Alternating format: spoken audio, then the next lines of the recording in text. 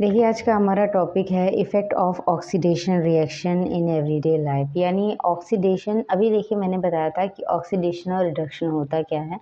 अब जानते हैं कि ऑक्सीडेशन और रिडक्शन के कुछ ऐसे एग्जांपल ऑक्सीडेशन रिएक्शन के जो हमारे एवरीडे रोज़मर्रा की जो ज़िंदगी में होते हैं, उनको एज एग्जांपल समझ लेते हैं। तो oxidation has a damaging effect on metals as well as on food. यानी ऑक्सीडेशन जो होता है इसका एक डैमेजिंग इफ़ेक्ट होता है जो कि मेटल और फूड दोनों पे पड़ता है। The damaging effect on metal is studied as corrosion, whereas damaging effect on food considered as rancidity. तो अगर ये चीज़ यानी जो डैमेजिंग इफ़ेक्ट होता है या ऑक्सीडेशन होता है मेटल पे होता है तो हम उसको कोरोजन कहते हैं, और अगर फूड पे होता है तो हम उसको रेंसिडिटी कहते हैं। ठीक है, यानी ये दोनों टॉपिक है और दोनों ही इम्पॉर्टेंट हैं और दोनों ही समझने लायक हैं। अब आज का हमारा टॉपिक होगा कि व्हाट इज़ कोरोजन। कोरोजन क्या है? देखिए, कोरोजन इतना इम्पॉर्टेंट है कि 11th में भी आपको मिले, वो 12th में भी मिलेगा और 10th में भी मिलेगा। तो कोरोजन इम्पॉर्टेंट होता है। ठीक है। अब समझ लेते हैं कि कोरोजन जो होता है वो होता क्या है। Corrosion is the process in which metals are eaten up gradually by the action of air, moisture or a chemical as acid or base on their surface। तो corrosion एक प्रोसेस होती है जिसमें जो मेटल होती है वो अपने आप ही ख़त्म होती रहती है by the action of air, moisture and a chemical. या तो जो हमारे आसपास का चारों तरफ का एयर होता है उसके से, मॉइस्चर जो होता है, मॉइस्चर यानी नमी जो होती है, इसमें वाटर होता है, H2O होता है। तो यहाँ पे H2O की बात डायरेक्टली हो रही है, और अ केमिकल लाइक एसिड और बेस। ठीक है, तो इसके जो मेटल के सरफेस पे होता है उस पे एयर, मॉइस्चर, ये केमिकल का रिएक्शन होता है, और उसी रिएक्शन से result, as a result corrosion उसको कहते हैं। ठीक है, वो ख़त्म होने लगता है, वो मेटल ख़त्म होने लगता है, तो इस फिनोमेना को कोरोजन कहा जाता है। ठीक है, अब एज एग्जांपल समझ लेते हैं कोरोजन का एग्जांपल क्या है। तो rusting of iron metal is the most common form of corrosion.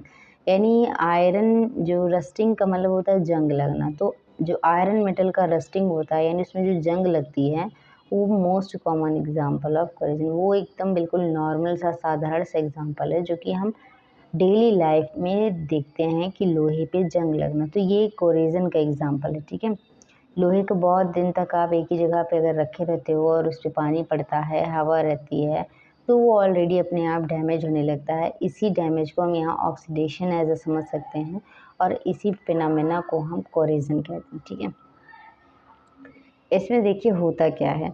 When an iron object is left in moisture air for a considerable time, जब हम एक समय के लिए आयरन की कोई चीज़ को बाहर छोड़ देते हैं जहाँ मॉइस्चर हो, एयर हो, एक समय के लिए, तो it gets covered with a red brown flaky substance called rust. तो जो उसका मतलब जो ऊपर की लेयर होती है वो ढक जाती है, या वो ऐसी लेयर हो जाती है जो कि रेड ब्राउन हो जाती है, और हम उसी को रस्ट कहते हैं।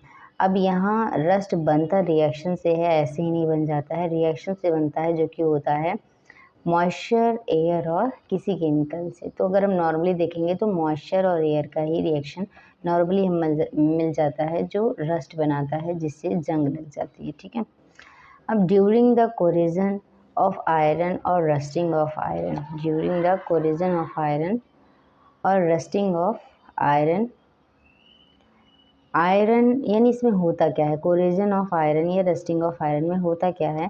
तो आयरन का जो सिंबल होता है वो होता है Fe, एटॉमिक नंबर होता है 26। तो iron Fe metal is oxidized by the oxygen of air, तो इसका ऑक्सीडेशन होता है by the oxygen of air in the presence of water और moisture to form hydrated form of iron oxide called rust.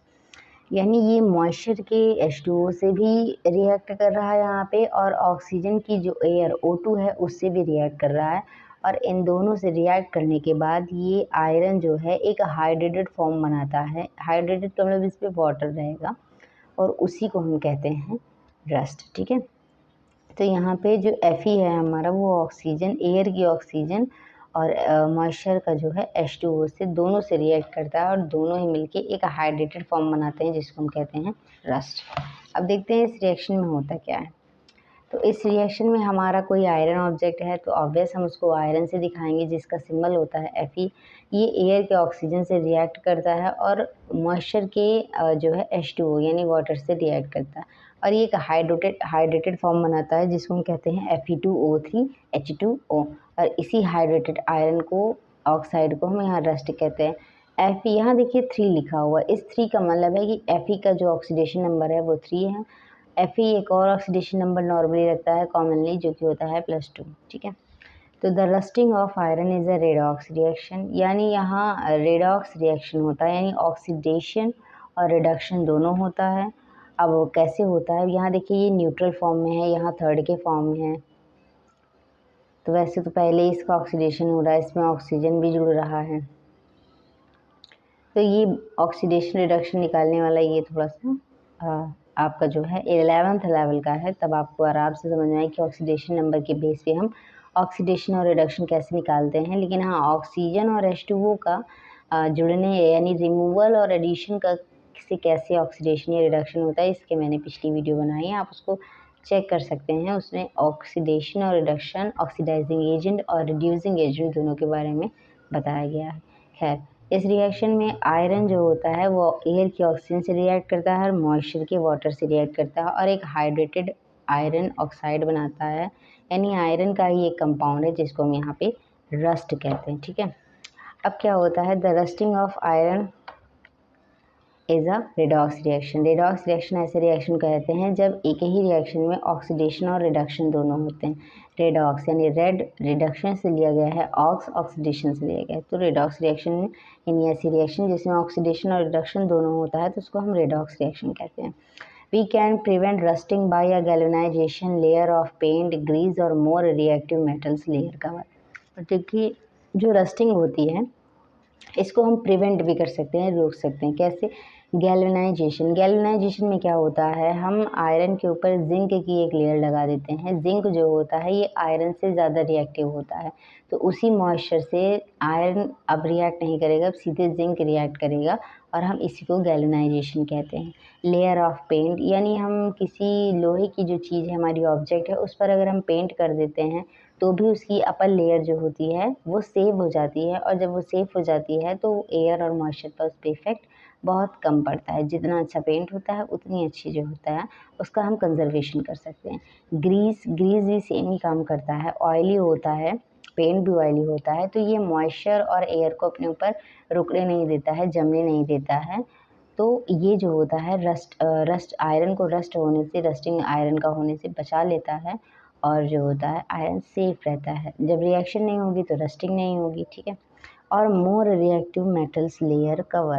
देखिए, अगर आप कोई reactive चीज़ है और उसके ऊपर और रिएक्टिव चीज़ की लेयर लगा देते हो, तो वो क्या होता है कि जो पीछे वाली मेटल होता है वो कम रिएक्टिव होता है, वो बच जाता है, और जो ऊपर आगे वाला मोर रिएक्टिव होता है वो एयर और H2O से रिएक्ट कर लेता है, ऑक्सीजन और H2O यानी जल से रिएक्ट कर लेता है, जिससे हमारा जो पीछे वाला यानी दूसरा मेटल होता है वो बच जाता है। अब यहाँ मोस्ट कॉमन होता है आयरन का, रस्टिंग ऑफ आयरन। तो आयरन से जो रिएक्टिव होती है जिंक होती है, जिंक का हम जो है लगा सकते हैं, या किसी नॉन रिएक्टिव का भी हम लगा सकते हैं।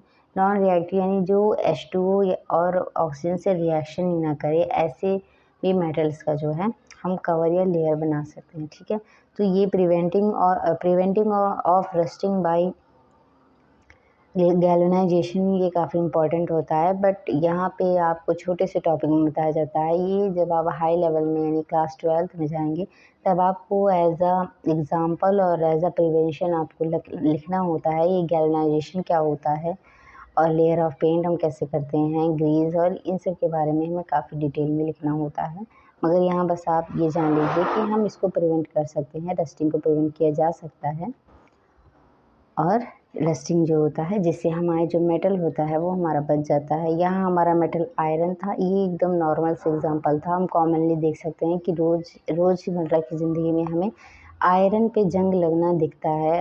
कोई भी चीज़ होती है, आयरन का कोई भी ऑब्जेक्ट अगर आप मॉइस्चर में या बाहर खुला रख देते हैं तो वो आप देखेंगे कुछ टाइम बाद उसमें जंग लगना स्टार्ट हो जाती है, और उसी को हम रस्टिंग ऑफ आयरन करते हैं। उसी ऑब्जेक्ट को अगर हम पहले से ही पेंट करके ग्रीस लगा के कर देते हैं तो हमारा वो जो आयरन होता है वो कुछ टाइम के लिए बच जाता है, जब तक कि वो जो अपर लेयर होती है वो ख़राब नहीं होती है। ठीक है, इम्पॉर्टेंट ये टॉपिक इम्पॉर्टेंट होता है कोरेजन और डेंसिटी। हमारा नेक्स्ट टॉपिक डेंसिटी होगा। Thank you for watching.